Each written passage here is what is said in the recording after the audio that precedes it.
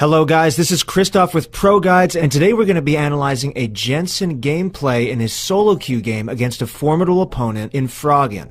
Instead of focusing on mechanics in this video, we'll be primarily focusing on decision making. We're going to highlight some conceptual principles that you can immediately implement in your own game and start winning more games. So to start off, Jensen is playing as Taliyah against Froggen's Karthus. Taliyah is favored in this matchup, and Jensen knows this, so he develops a plan to be aggressive throughout the laning phase.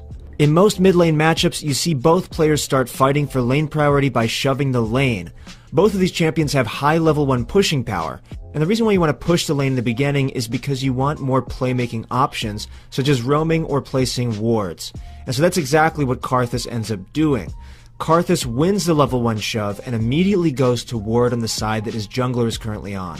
You must do this every game because that's where your advantage comes from, that one ward. From there you can stick to the side that your ward is covering, knowing that you can cut off a main gank path. However, Froggen ends up getting ganked despite placing the ward. He forced the enemy jungler to go the extra mile to walk around the ward. Karthus still made the right play no matter what the outcome, so make sure to do this in your games as well. Camille and Graves get into a small fight, and you see that both Jensen and Karthus take notice of it and start to inch a little closer to the skirmish. However, neither player has lane priority at this time, so no one really wants to move out of lane, because either opponent could quickly shove the lane against the other. Graves then is notified by Froggen that there are no wards and a gank is possible, although there is in fact a ward in the bush. Although there's a ward, the real issue with this gank is a misplay by Graves. First off, Graves is level 2 while Taliyah is level 3. In the early game it's significant because Taliyah has all 3 of her abilities while Graves only has 2. Secondly, Graves no longer has flash, yet decides to use his E to dash into range of Taliyah's abilities.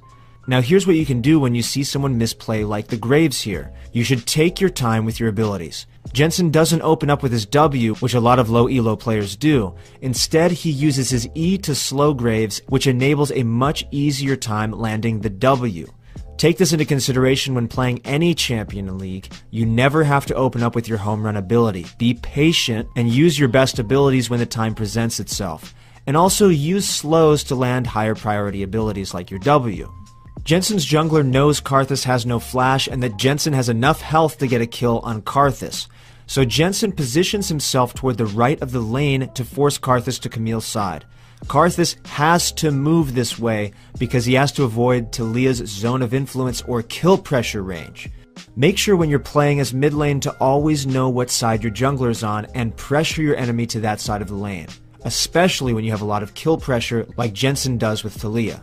Later on in the game, Jensen gets a great kill on Froggen at level 7. He sees Karthus low mana, playing relaxed, and most importantly without flash. Jensen runs into melee range and doesn't cast his W until he's sure it will land, as well as setting up his E. As expected, he grabs the easy kill, but I'd like to highlight how he's moving to dodge the skill shots from Karthus after he dies. If you know a skill shot is coming your way, you need to move laterally from your current position.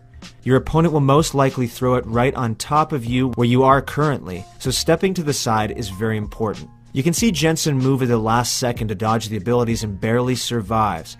But these are the types of plays you need to be making. This isn't blind aggression, these are calculated engagements.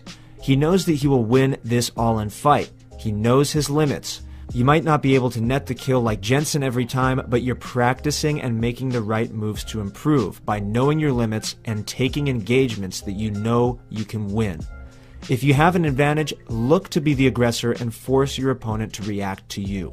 We hope you enjoyed this analysis. If you are interested in seeing more videos like these, make sure to subscribe to our YouTube channel. And if you're interested in getting a higher rank in League of Legends, make sure to check out our site ProGuides.com, where you will get out of bronze or silver and into the division that you deserve through advanced tips from real pros and one-on-one coaching with challenger players anytime you want.